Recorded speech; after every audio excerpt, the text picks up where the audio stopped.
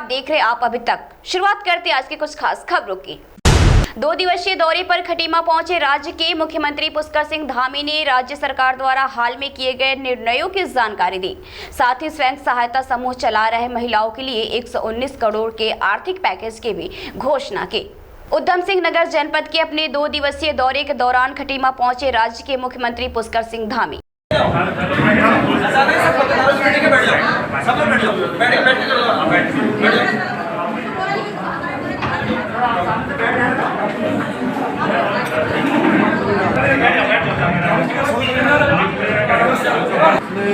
Corona महामारी के समय में जो हमारे आजीविका मिशन से जुड़ी हुई जो हमारी बहनें हैं उनको हम लोग एक तरह से महिला सशक्तिकरण भी बहुत तेज़ी से उनके माध्यम से होता है और जो रोजगार की दिशा में बड़ा अच्छा काम उनके द्वारा किया जाता रहा है, जो केवल हजारों लोगों को नहीं बल्कि लाखों लोगों को रोजगार देने का काम करती है। इस महामारी के दौरान कहीं न कहीं उनका भी ये रोजगार प्रभावित हुआ है। स्वरोजगार के माध्यम से जो लाखों लोगों को रोजगार देने का काम करती थी, इस समय महामारी के समय में उनके उत्पाद कहीं कहीं कम बने हैं, कहीं कहीं पर बनने के बाद भी उसमें उतनी बिक्री नहीं हो पाई जितनी होनी चाहिए। उसकी वजह से उनका सारा का सारा जो ये आजीविका मिशन है वो एक तरह से लड़खड़ा रहा था। इसलिए हमने तय किया कि सरकार की स्थिति भी बहुत ऐसा नहीं कह सकते, क्योंकि अभी आपदा महामारी के समय में सरकार के पास भी रेवेन्यू के बहुत कम जो है स्रोत हैं, लेकिन उसके बावजूद भी चूँकि ऐसे समय में ये लगता है कि सरकार उनके लिए आगे बढ़े, सरकार उनको सहायता दे जिससे कि वो पुनः अपनी पटरी पर आ पाएँ। इसके लिए हमने 119 करोड़ रुपये का एक आज सहायता राशि का। लालकुआं से टांडा से 5 किलोमीटर आगरा फोर्ट से आगे रामनगर जा रही ट्रेन से टकराकर नर हाथी के बच्चे के साथ दर्दनाक मौत हो गई।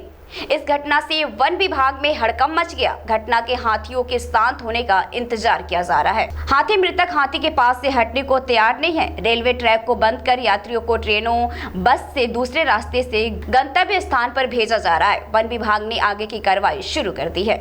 पिथौरागढ़ के नाचनी ने गांबिया 2 परियोजना द्वारा त्रिवेणी संगम स्वायत्त सहकारिता किसान संघ नाचनी के अनेक किसानों को उनके उत्पादन को बाजार में कैसे उतारा जाए, इसके लिए विभिन्न प्रकार का प्रशिक्षण दिया है। जैसे केले के चिप्स बनाना, भट्ट के नमकीन, मड़ुए के नमकीन, गहत की नमकीन, हरी मिर्च का सॉस, टमाटर का सॉस बनाना सिखाया।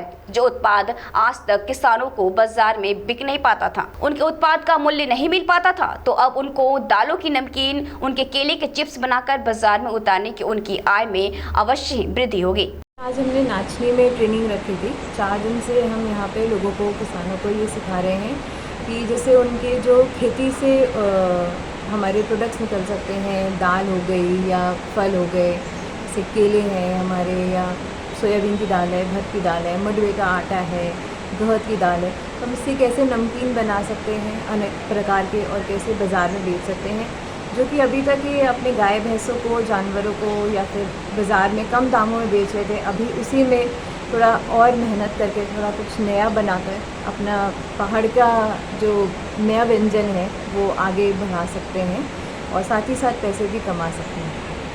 साहसी खेलों के क्षेत्र में काम कर रही आर्डस संस्था के द्वारा 2020 में ठंड के दिनों में 148 मीटर बीर्थी फॉल में रैपिंग कर लिम्का बुक में रिकॉर्ड दर्ज हुआ था। अब इस साहसिक कार्य के लिए रेपलिंग में शामिल 31 लोगों को एशिया वर्ल्ड रिकॉर्ड में भी इस उपलब्धि को दर्ज कर दिया गया है। मुख्य अतिथि जिला विकास अधिकारी गोपालगिरी गोस्वामी ने बताया, आयुष संस्था द्वारा रेपलिंग करना एक कठिन कार्य था, जिसके लिए एशिया बुक में नाम दर्ज हुआ।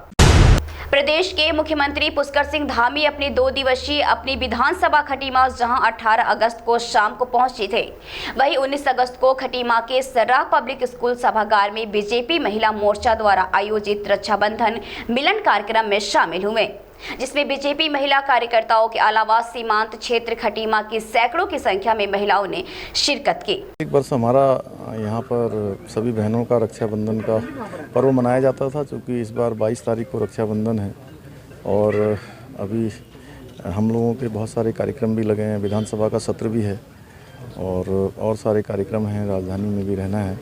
तो इस नाते मैंने सोचा कि मैं पहले आया हूँ, तो सभी बहनों से मिल रहा हूँ। सभी बहनों का जो ये रक्षाबंधन की मैं सबको शुभकामनाएं भी दे रहा हूँ, सबको बधाई दे रहा हूँ। और साथ ही साथ उनकी जो रक्षा सूत्र जो उन्होंने मेरे इस हाथ में बांधा है, वो निश्चित रूप से मुझे और शक्ति देगा और ऊर्जा और उत्साह का संचार करेगा मेरे अंदर, कि मैं और अच्छे तरीके से काम कर पाऊँ, उन बहनों की अभिलाषाओं और आकांक्षा को पूरा कर पाऊँ जो मेरे से रखती हैं। वो उसको हमने बसों में यात्रा उनकी इस बार भी निःशुल्क रहेगी। फिलहाल उत्तराखंड की खबरों में इतना ही। आप बने रहिए हमारे न्यूज चैनल आप अभी तक के साथ।